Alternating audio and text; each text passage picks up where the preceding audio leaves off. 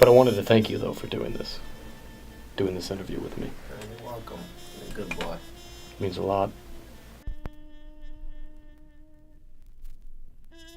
No. Or the nose one, or the eye one. Sometimes I do, yeah. I know all about it. Do you? Yeah.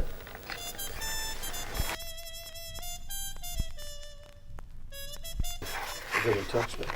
And sometimes, often, I find myself wondering, how could a man write such beautiful characters, I thank you. Yeah. But, I've heard, we've talked about it, you like to draw inspiration from life? Totally. Yes, sir. The private lives of people are infinitely wilder than they would appear to be on the surface, in the open. Maybe that's why there's a wildness in the characters of the plays you've written. Yes. Yeah. I like to show the surface of their lives and then to show what's back of the surface. It makes an interesting contrast, you know. Maybe that's why people, no matter where they come from, can relate to the characters you've created. Well, I hope they can. I've never really understood it myself, because I think of myself as being this very, very, very peculiar and eccentric person, and I don't seem to understand how anybody could relate at all to the characters I create. Maybe it's the eccentric in all of us. They see, You think other people are as eccentric as me? In a more hidden way, I think.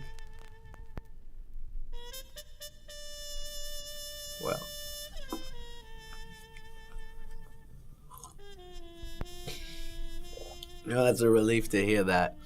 That's actually very encouraging.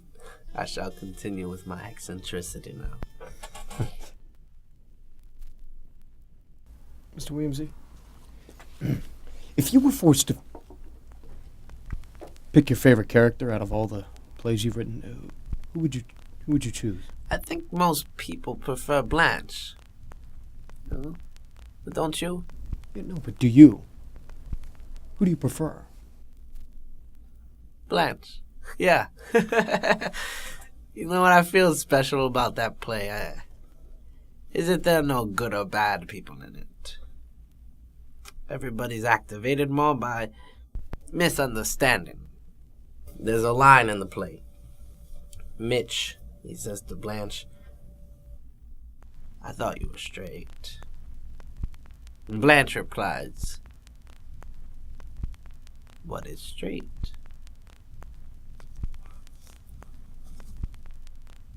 A line can be straight. Or a street, now that can be straight. But the human heart, now that's curved, like a road through mountains. I'm pushed by the negative, I'm more compelled to get back to writing a play than if I had success, before the reviews come out. Well, you certainly don't feel you're a fraud, do you? No, I'm not a fraud, but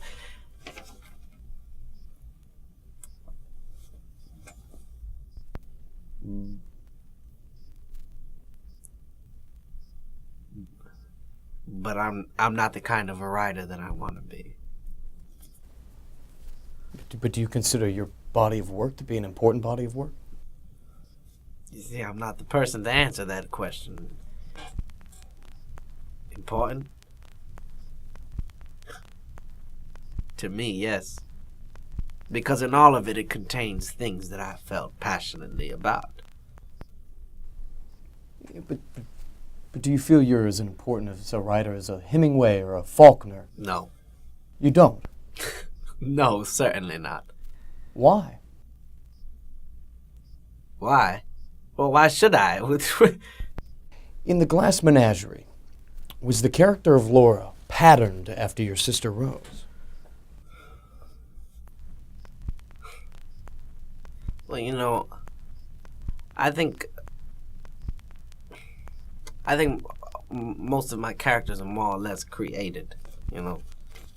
You don't, Um, you don't draw inspiration from... I think they're more or less created, you know. Yes, there's certain qualities. The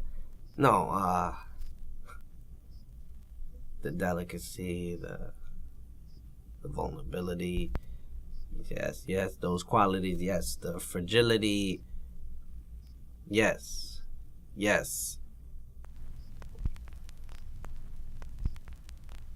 But I think that the characters undergo a great transmutation in the process of writing. You know, if they start from a true person, a real person. I mean, How is Rose? what? How is your sister? Where is she? She's in upstate New York. She's fine. She's fine.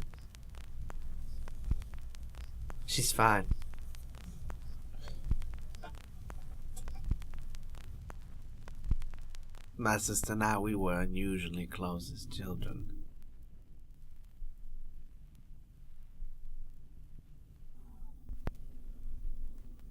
I think mainly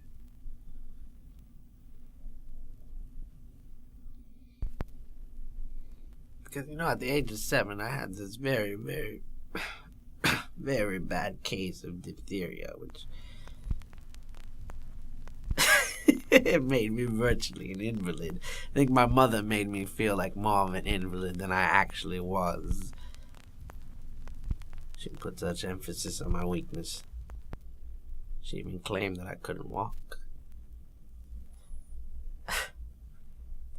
She even talked me out of walking, I think, for about half a year. So, naturally, I was thrown with my sister, mostly as a companion, you see.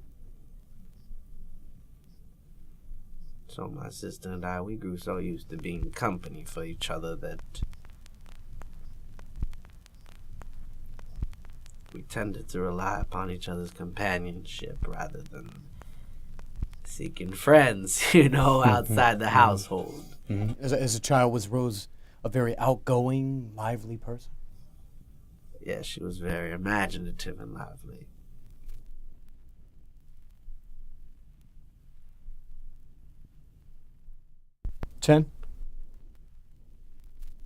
Tennessee. Mr. Williams. Yes. You didn't answer the question. I'm sorry, what was your question? Well, I wanted to know some more about the actual process behind your plays. My process? Yes. Well, I think the plays speak for themselves. You know, my habits of work are much more private than my daily and nightly existence. Interesting. What would you say is your major theme throughout your plays? Well, my greatest affliction, which is perhaps my major theme throughout my writings, is the affliction of loneliness. It follows me like a shadow. Very ponderous shadow, just too heavy to drag after me all of my days and nights. I want to ask you a question in regards to that loneliness. Well, first let's start with, how did you come up with the title for your play, Cat on a Hot Tin Roof? You know, that title was a favorite phrase of my father's. He would come home at night, drunk, and open the door and scream out to my mother. Her name was Edwina. Edwina! Cut it out! You're making me nervous as a cat on a hot tin roof! Then she would start reproaching him for his condition when he came in the door. You told me that Big Daddy spoke like your father. What do you think of your father today?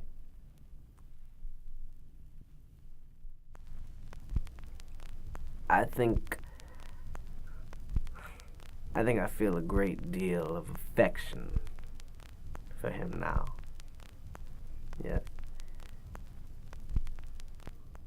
I think he had a tragic life, you know. I don't think it was that bad after he left the family during that time that he was with us, no. What do I think? I think any man who drinks that heavily must be unhappy, you know. He was trying to say something. Why, yes. He'd come in the house drunk, slam the door. The moment we heard that door slam, I would scuttle up to the attic. I was scared of that man. I was really terrified of him, you know. He only spanked me once. Peed all over his pants. Do you ever tell him how afraid of him you were? No. No. Oh, God, no. Why not?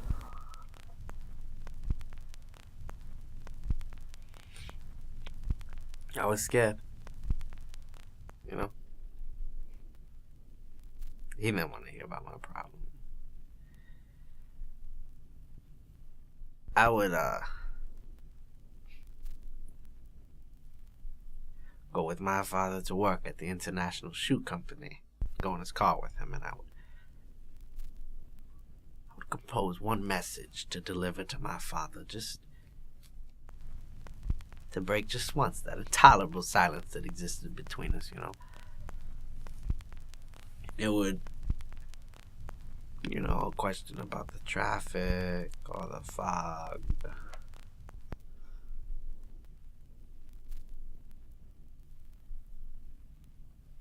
You know what the interesting thing was? His tone of answer. He'd say, yes. Oh, that's awful. As if it referred to matters much larger than traffic or fog.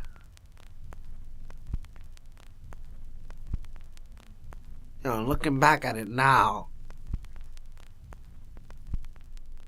I feel that he understood my fear.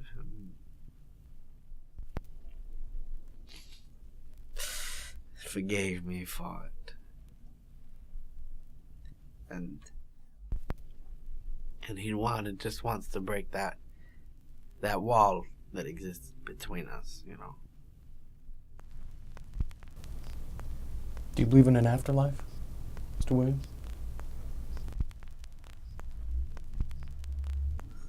In my religion? You know, I never really defined it precisely to myself, but so it would still be more difficult to define it to others, but you know, I've said this often. In times of great distress, I pray. I don't think of God as somebody who's listening to individual appeals, but I think the act of praying is solace. I believe in angels more than I do God. It's because I never met a God, you know, but I have met several angels in my life.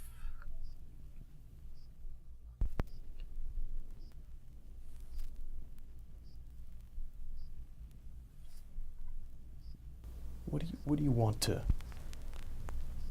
leave behind, Mr. Williams?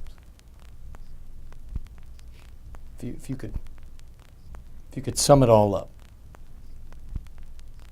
what would you say? It's hard because once you're gone, you got nothing else, you know what I mean? I feel that any artist dies to death, you know. Not only that of his physical being, but that of his creative power, you know, that dies with him.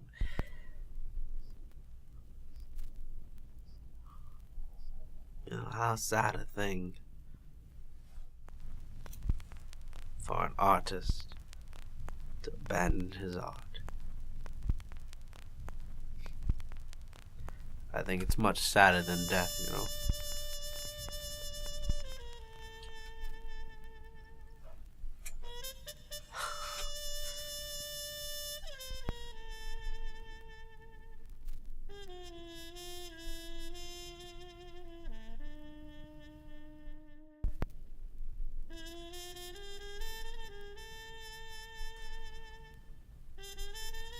Thank you, though, for doing this interview with me. You're welcome. You're a good boy. It means a lot.